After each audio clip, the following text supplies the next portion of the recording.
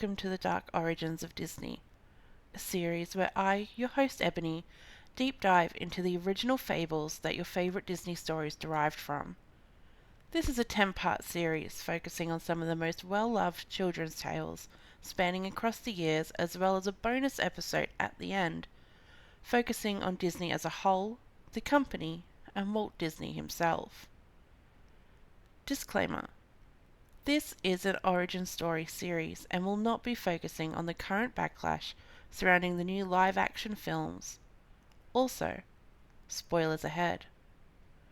With that being said, my name is Ebony, this is the Film Spark podcast, and you're listening to episode 1 of the Dark Origins of Disney, Snow White.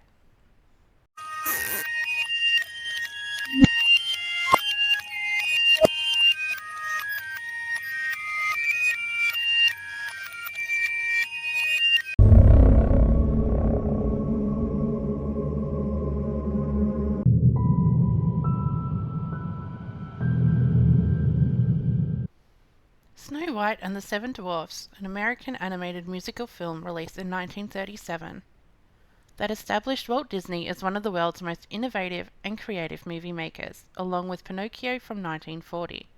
It is widely considered to be Disney's greatest film achievement. The plot is set into motion when a vain, wicked queen consults her magical mirror and learns that her beautiful stepdaughter Snow White is now the fairest in the land. Instantly resentful, the queen enlists a woodsman to murder Snow White, but he cannot commit the act and exhorts the young girl to escape. In the forest, Snow White discovers a cottage inhabited by 7 eccentric dwarfs who warmly welcome her into their home after she offers to cook and clean for them. The queen eventually learns of Snow White's whereabouts and, disguising herself as an old hag, fatally poisons her stepdaughter with a tainted apple. The heartbroken dwarfs stand guard over the girl's body until a handsome prince restores her to life with a kiss. Although this may be the plot of the story you have grown to love and adore since a child, did you know it originated from a similar yet darker fable told by the Brothers Grimm?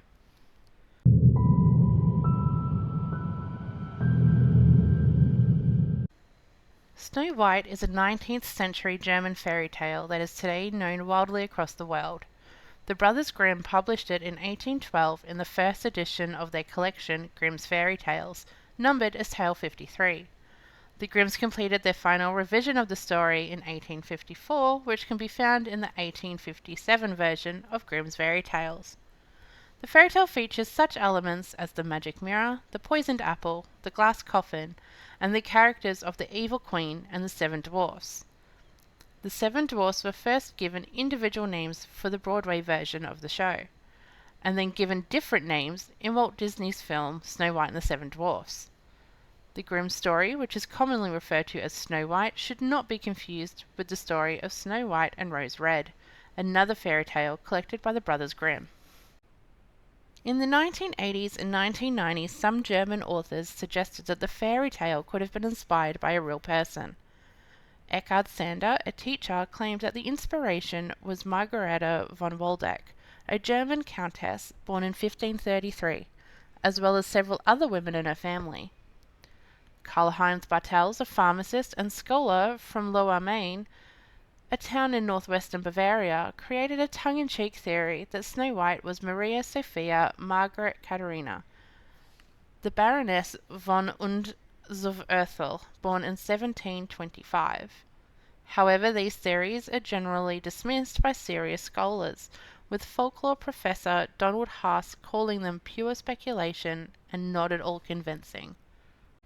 Although the main overarching story is essentially the same between the film and the fable, there is a few larger and much darker changes not shown in the film. The first major difference is the beginning, as at the beginning of the story a queen sits sewing at an open window during a winter snowfall when she pricks her finger with her needle, causing 3 drops of red blood to drip onto her freshly fallen white snow on the black windowsill. Then she says to herself, "How I wish I had a daughter that had skin as white as snow, lips as red as blood, and hair as black as ebony." Sometime later, the queen dies giving birth to a baby daughter whom she names Snow White.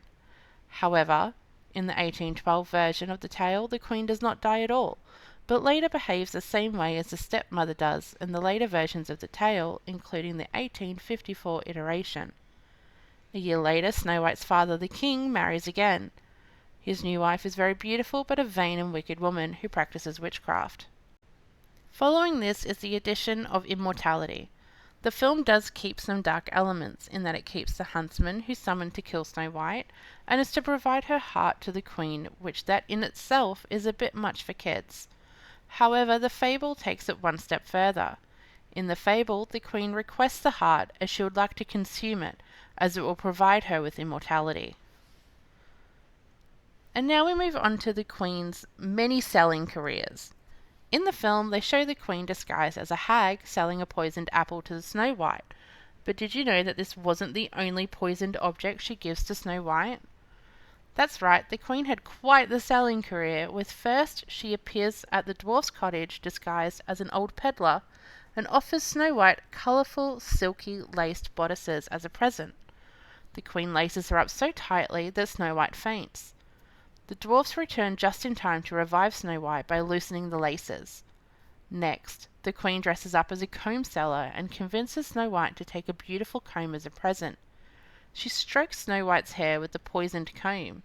The girl is overcome by the poison from the comb, but is again revived by the dwarfs when they remove the comb from her hair.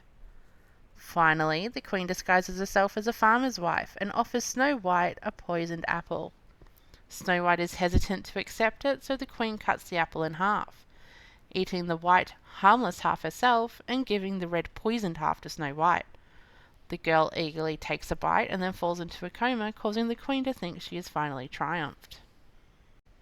The final change is by far my favourite, as the original provides a much darker reality to the ending of the queen.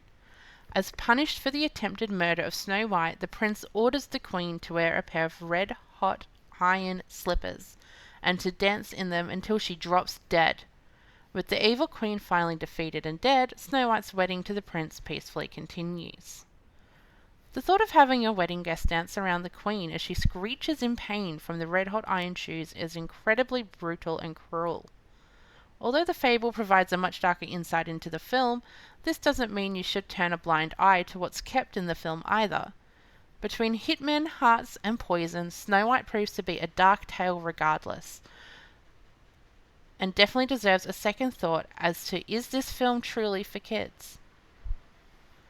That brings us to the end of episode 1, Snow White in the Dark Origins of Disney series. Join us next week for episode 2 when I deep dive The Little Mermaid. My name is Ebony. Yes, I know, ironic being Snow White.